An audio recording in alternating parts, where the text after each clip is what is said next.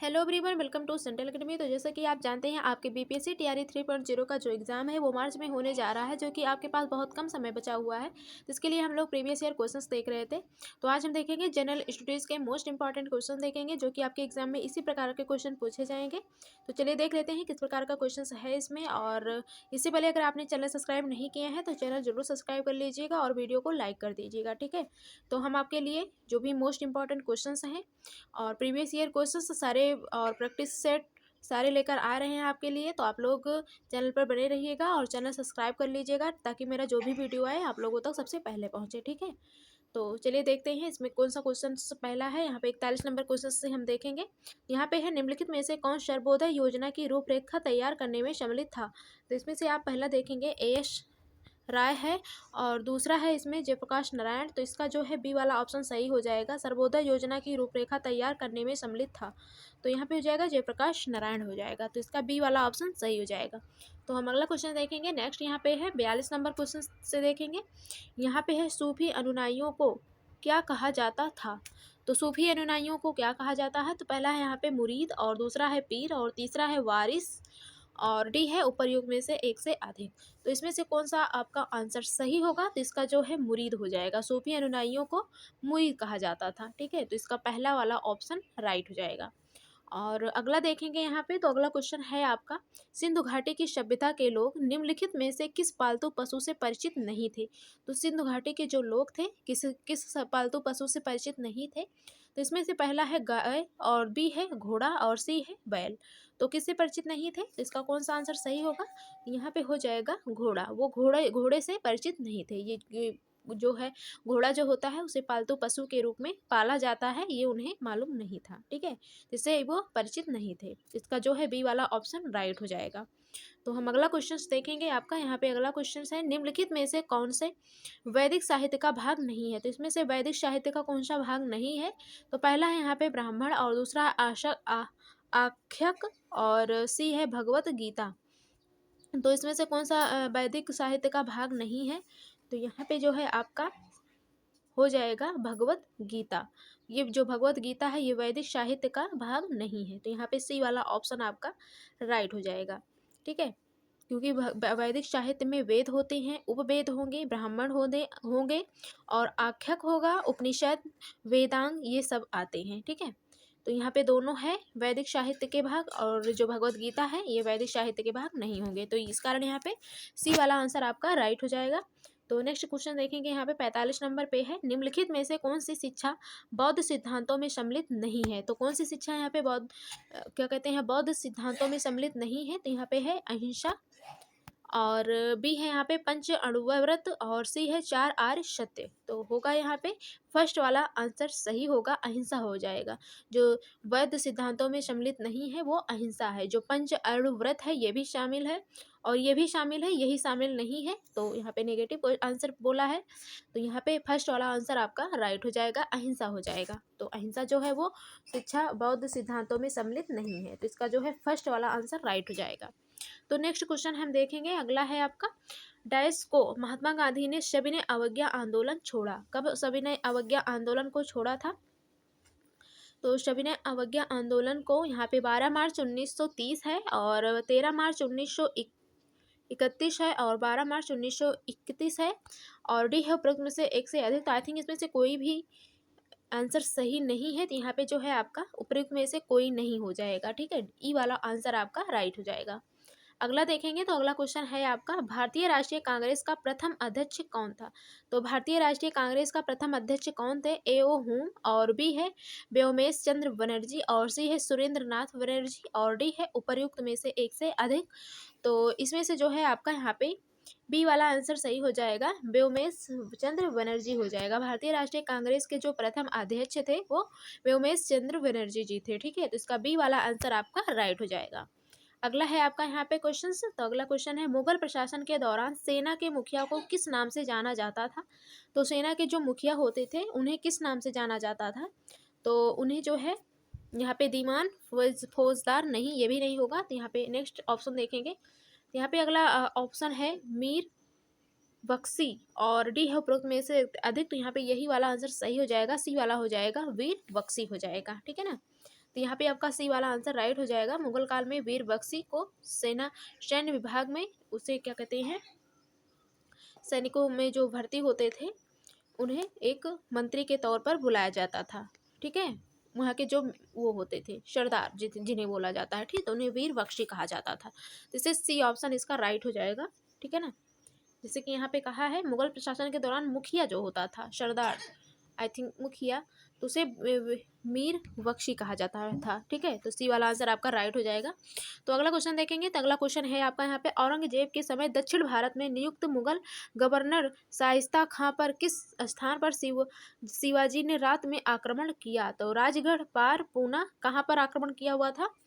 तो हो जाएगा आपका यहाँ पे सी वाला आंसर सही हो जाएगा, पुणे में किया था। ठीक है, पूना हो जाएगा। तो शिवजी ने रात में आक्रमण किया था पूना में। ठीक है, तो आपका यहाँ पे सी वाला आंसर राइट हो जाएगा। तो अगला देखेंगे। तो अगला क्वेश्चन है आपका यहाँ पे, रूबल किस देश की मुद्रा है? तो जो रूबल है वो किस देश की मुद्रा है? पहला है जापान, और तीसरा है स्पेन, और सी है रूस। तो कहाँ की मुद्रा थी? तो वो रूबल जो थी वो रूस की मुद्रा है। ठीक है, रूबल जो होता है। तो यहाँ पे सी वाला आंसर आपका सही हो जाएगा। रूबल जो है रूस देश की मुद्रा है। तो यहाँ पे सी वाला आंसर आपका राइट हो जाएगा। अगला देखेंगे। तो अगला क्वेश्चन है आपका, निम्नलिखित में से कौन सी नदी गंगा नदी में बाएं से नहीं मिलती है? तो पहला है गोमती, और दूसरा है सोन, सी है घाघरा। तो कौन सी है नदी जो बाएं से नहीं मिलती है? बाएं से नहीं मिलती है तो हो जाएगी आपकी यहाँ पे सोन नदी। ये जो सोन नदी है वो गंगा नदी में बाएं से नहीं मिलती है। तो यहाँ पे हो जाएगा आपका बी वाला आंसर सही हो जाएगा, सोन नदी। और अगला देखेंगे। तो अगला क्वेश्चन है आपका, ऑक्टोपस में कितने हृदय होते हैं? तो यहाँ पे 2 है, 3 है, आई थिंक 3 है, और सी में है 5। तो कितने हृदय होते हैं ऑक्टोपस में?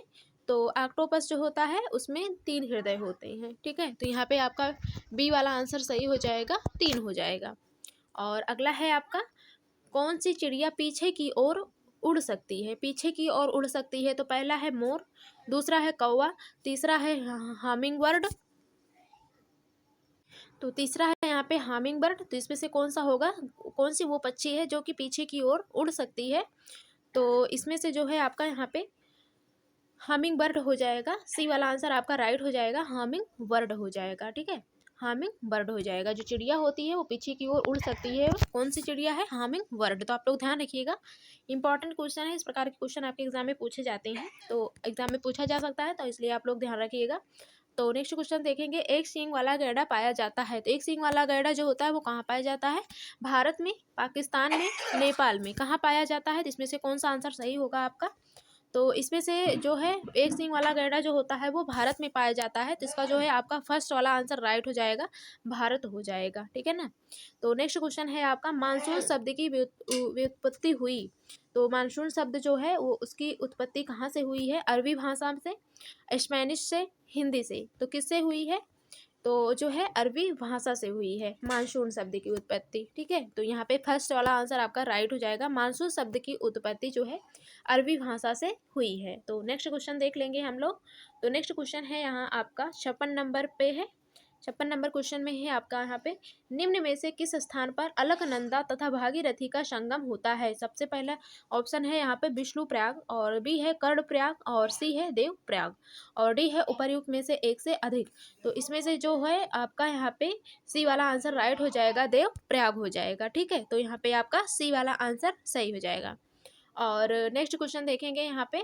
तो यहाँ पे है, रेगुर मिट्टी का दूसरा नाम है। तो रेगुर मिट्टी का कौन सा दूसरा नाम है? लाल मिट्टी, और बी है यहाँ पे काली मिट्टी, सी है ऊसर मिट्टी, और डी है उपयुक्त में से एक से अधिक। तो यहाँ पे जो है आपका बी वाला आंसर सही हो जाएगा, काली मिट्टी हो जाएगा। यहाँ पे जो है आपका काली मिट्टी हो जाएगा, बी वाला आंसर आपका राइट हो जाएगा। ठीक है ना। तो यहाँ पे नेक्स्ट क्वेश्चन हम लोग देख लेंगे। तो नेक्स्ट क्वेश्चन है आपका 58 नंबर पे, ICCPR के अनुच्छेद डैश द्वारा बाल अधिकार को सुरक्षित किया गया। तो 35, 24, 21 किसके कौन से अनुच्छेद में सुरक्षित किया गया था? कौन सा अनुच्छेद है वो?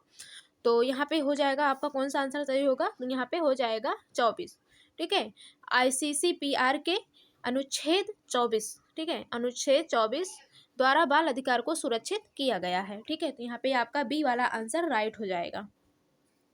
तो नेक्स्ट क्वेश्चन देखेंगे हम। 59 नंबर पे है, इनमें से कौन सी वस्तुनिष्ठ प्रकार की परीक्षा में उत्तर पत्रक को जांचने के लिए प्रयुक्त किया जाता है। तो इसमें से कौन सा आंसर आपका राइट होगा। तो इसमें से जो है आपका यहाँ पे बी वाला आंसर सही हो जाएगा, OMR हो जाएगा। ठीक है, OMR का प्रयोग किया जाता है। आई थिंक ये वाला आंसर तो आप लोग कर ही लिए होंगे। तो यहाँ पे अगला हम क्वेश्चन से देखेंगे 60 नंबर पे, भारतीय संसद की लोक लेखा समिति के अध्यक्ष को कौन मनोनीत करता है। तो पहला है लोकसभा अध्यक्ष, और दूसरा है प्रधानमंत्री, तीसरा है राष्ट्रपति, और डी है उपर्युक्त में से एक से अधिक, और ई है उपर्युक्त में से कोई भी नहीं। ठीक है, तो यहाँ पे आपका 60 नंबर का जो है यहाँ पे बी वाला आंसर राइट हो जाएगा, प्रधानमंत्री हो जाएगा। ठीक है ना। तो यहाँ पे नेक्स्ट क्वेश्चन हम लोग देखेंगे। तो यहाँ पे नेक्स्ट है, निम्नलिखित संघ शासित राज्यों में किसमें 2011 की जनगणना के अनुसार महिला साक्षरता अधिकतम है। तो महिला साक्षरता अधिकतम है, पहला है पुदुचेरी, दूसरा है चंडीगढ़, सी है लक्षद्वीप, और डी है उपर्युक्त में से एक से अधिक, ई है उपर्युक्त में से कोई भी नहीं। तो इसमें से जो है आपका यहाँ पे सी वाला आंसर सही हो जाएगा, लक्षद्वीप हो जाएगा। ठीक है, लक्षद्वीप हो जाएगा। यहाँ पे अगला क्वेश्चन हम देख लेंगे 62 नंबर पे, पीने के पानी को शुद्ध करने के लिए निम्नलिखित गैसों में से किसे प्रयोग में लाया जाता है। पहला है सल्फर डाइऑक्साइड, क्लोरीन, फ्लोरीन, उपयुक्त में से एक से अधिक। तो आई थिंक पानी को शुद्ध करने के लिए कौन सी गैस का प्रयोग किया जाता है, थिंक आप लोगों को पता होगा। तो हो जाएगा आपका यहाँ पे क्लोरीन हो जाएगा। ठीक है, क्लोरीन का प्रयोग पानी को शुद्ध करने के लिए किया जाता है प्रयोग। ठीक है, तो यहाँ पे नेक्स्ट क्वेश्चन हम लोग देखेंगे। तो नेक्स्ट क्वेश्चन है 63 नंबर, एक निश्चित आकृति में व्यवस्थित तारों का समूह कहलाता है। एक निश्चित आकृति में व्यवस्थित तारों के समूह को क्या कहा जाता है। तो पहला है आकाश गंगा, दूसरा है नक्षत्र, और सी है एड्रोमीडा। एड्रोमीडा। तो इसमें से जो है आपका यहाँ पे फर्स्ट वाला आंसर राइट हो जाएगा, आकाश गंगा कहा जाता है। ठीक है, तो पहला वाला आंसर आपका सही हो जाएगा। और अगला क्वेश्चन है आपका, किशन गंगा डैश की सहायक नदी है। तो किशन गंगा किसकी सहायक नदी है। तो जो किशन गंगा है वो झेलम नदी की सहायक नदी है। ठीक है ना। तो यहाँ पे आपका सी वाला आंसर राइट हो जाएगा। अगला देखेंगे। तो अगला क्वेश्चन है यहाँ पे, चरक संहिता जो एक प्रसिद्ध पुस्तक है संबंधित है। तो चरक संहिता एक प्रसिद्ध पुस्तक है जो कि संबंधित है, किससे संबंधित है।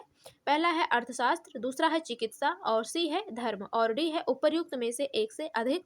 तो जो है यहाँ पे वो चिकित्सा से संबंधित है। जो चरक संहिता है प्रसिद्ध पुस्तक है वो चिकित्सा से संबंधित है। ठीक है, तो आप लोग ध्यान रखिएगा, इस प्रकार के क्वेश्चन एग्जाम में जरूर पूछे जाते हैं। तो यहाँ पे अगला क्वेश्चन है, निम्नलिखित में से कौन सबसे पुराना पुराण है। सबसे पुराना पुराण इसमें से कौन सा है। पहला है भगवद पुराण, और दूसरा है महाभारत, और मत्स्य पुराण, और उपयुक्त में से एक से अधिक। तो इसमें से कौन सा सबसे पुराना पुराण है।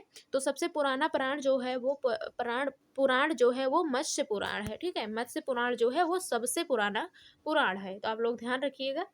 अगला है, प्लासी की लड़ाई लड़ी गई थी। तो प्लासी की लड़ाई कब लड़ी गई थी।